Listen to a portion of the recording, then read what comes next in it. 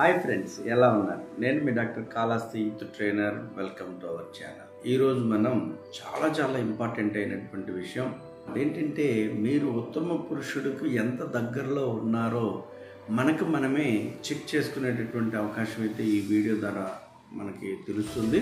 So కాబట్టి ఎక్కడా కూడా స్కిప్ చేయకుండా చూడండి. మరి ఇటువంటి మంచి ఇన్ఫర్మేషన్ వీడియోస్ కోసం మన ఛానల్ని సబ్స్క్రైబ్ చేయండి.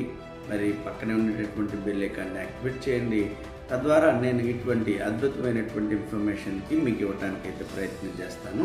సో ఇక లేట్ చేయకుండా వివరాల్లోకి అయితే వెళ్ళిపోదాం. వెళ్ళే ముందు ఛానల్ని సబ్స్క్రైబ్ మాత్రం మర్చిపోవద్దు. So thank you so much. స్త్రీ ఎలా ఉండాలో అనే కాదు, పురుషుడు కూడా ఎలా ఉండాలో ధర్మశాస్త్రం చెప్పింది. అందులో మొదటిది కార్యేషు యోగి. పనులు చేయటంలో ఒక యోగి వలె ప్రతిఫలాన్ని ఆశించకుండా పనిచేసినట్లయితే చాలా అద్భుతంగా ఉంటుందని చెప్పేసి ఈ కార్యేషు యోగి అని మనకి తెలియజేస్తుంది. ఇక రెండవ పాయింట్ కరణేషు దక్ష.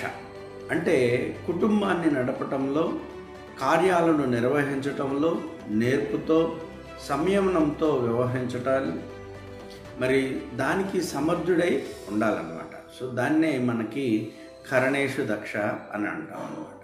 ఇక మూడో పాయింట్ రూపేచ కృష్ణ. రూపంలో కృష్ణుని వలె ఉండాలి, అంటే ఎల్లప్పుడూ ఉత్సాహంగా సంతోషంగా ఉండాలి. 4 క్షమయాతు రామ. ఓర్పులో శ్రీరామునిలాగా ఉండాలి. పితృవాక్య పరిపాలకుడైన శ్రీరాముని వలె క్షమించే గుణాన్ని కలిగి ఉండాలి. 5 భోంచేషు తృప్త. భార్య లేదా తల్లి వండిన దాన్ని సంతృప్తిగా, అంటే వంకలు పెట్టకుండా భుజించడం అనేది తెలుసుకోవాలి. 6 సుఖ దుఃఖ మిత్రం. సుఖ దుఃఖాల్లో కుటుంబానికి మిత్రుని వలె అండగా ఉండాలి.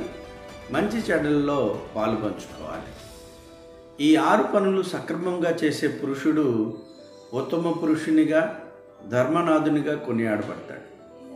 సో కాబట్టి మీరు ఉత్తమ పురుషుడికి ఎంత దగ్గరగా ఉన్నారో చెక్ చేసుకోండి.